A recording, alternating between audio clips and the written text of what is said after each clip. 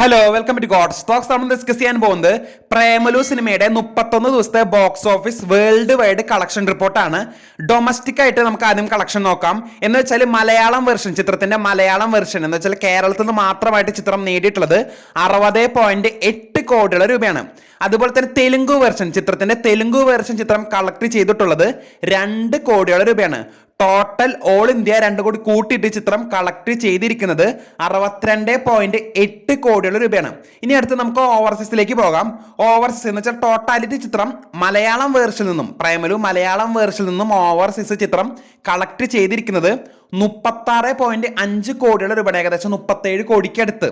അതുപോലെ തന്നെ ചിത്രത്തിന്റെ തെലുങ്ക് വേർഷൻ ചിത്രം നേടിയിരിക്കുന്നത് 70 ലക്ഷം രൂപയാണ്, വെറും 70 ലക്ഷം രൂപ. ടോട്ടൽ ഓവർസീസ് എന്ന് വെച്ചാൽ ഈ 2 കൂടി കൂട്ടിയിട്ട് ടോട്ടൽ ഓവർസീസ് ചിത്രം കളക്ട് ചെയ്തിട്ടുള്ളത് 37.2 കോടിയുടെ രൂപയാണ്. അപ്പൊ total world wide gross collection 31 ദിവസം കൊണ്ട് പ്രേമലു കരസ്ഥമാക്കിയിട്ടുള്ളത് 100 കോടിയുടെ രൂപയാണ്. അപ്പോൾ കൂടുതൽ സിനിമ അപ്ഡേറ്റുകളൊക്കെ കാത്തിരിക്കാം. ചാനൽ ഇഷ്ടപ്പെട്ടെങ്കിൽ ഷെയർ ചെയ്യുക, സബ്സ്ക്രൈബ് ചെയ്യുക. താങ്ക്